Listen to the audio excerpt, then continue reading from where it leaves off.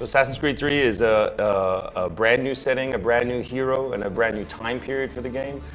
So it's a perfect jumping on point for new fans. Yeah, Assassin's Creed has always been a very city-focused game historically. And we decided with Assassin's Creed 3 that we'd take this to the forest, to the frontier of North America in the 18th century, and we would do things that other games hadn't.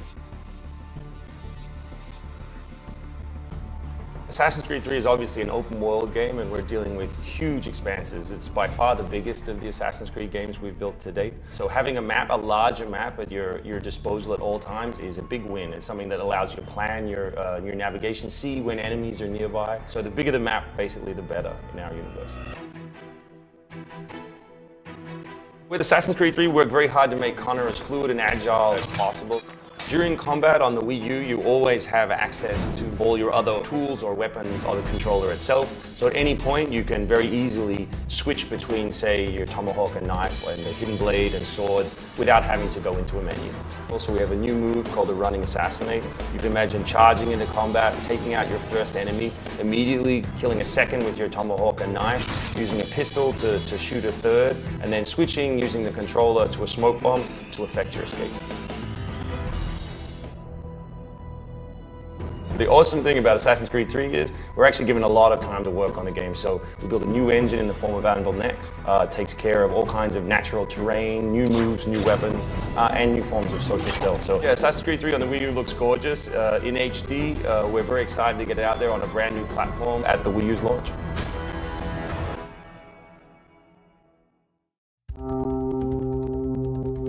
Our goal with Assassin's Creed 3 was really, in terms of character, to paint a portrait of a man throughout his whole life. So we have a brand new hero in Rodon Hagedon, or Connor as he'll be known once he arrives in the sort of more western areas. And yeah, you'll see most of his life. So we really wanted to show his evolution from someone who's maybe not involved in either the revolution or the assassins, and tell the story of how that sort of comes together and why he makes the decisions that he does, and then even how it pans out. The technology is a big thing for AC3 in a way that we've done a lot of improvement on key features, on our key pillars, such as navigation, the fight, and social stealth.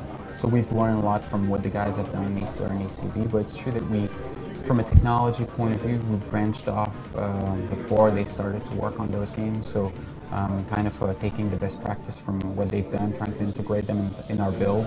But it's true, at this point in time, it's a different engine from what the guys have shipped with on ACV and ACR. There is a brand new combat system, so we put more emphasis on hopefully making it tight and effective and fun.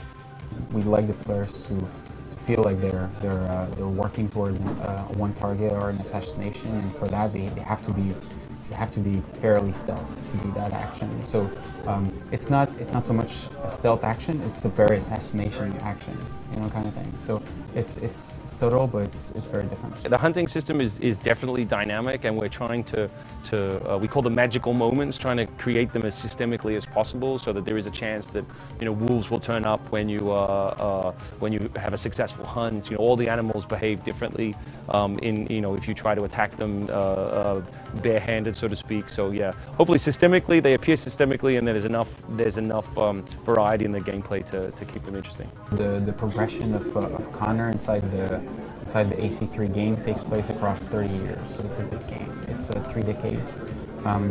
So I would be kind of spoiling a lot of good information if I would talk about how we make the player evolve through those three decades.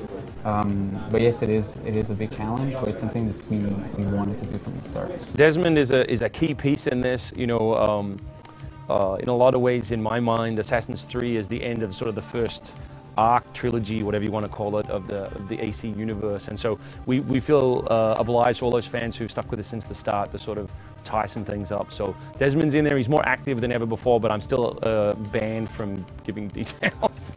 Developing on the new platforms such as the Wii U is a great experience, and the one thing about the Wii U is obviously is a joystick device, and this has been challenging from a creative point of view. Like it's not so much from a technology point of view, but from a creative point of view, it's been challenging. So and fun. In terms of the Americana, I can safely say that as an Australian working in Canada for a French company, the American presence on the team is actually quite light.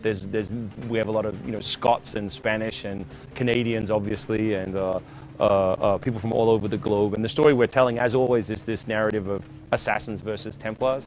And even then, if you think about it, the story is quite a chunk of it takes place before the revolution, when even people who ended up being patriots and fighting for the American side still identified as British.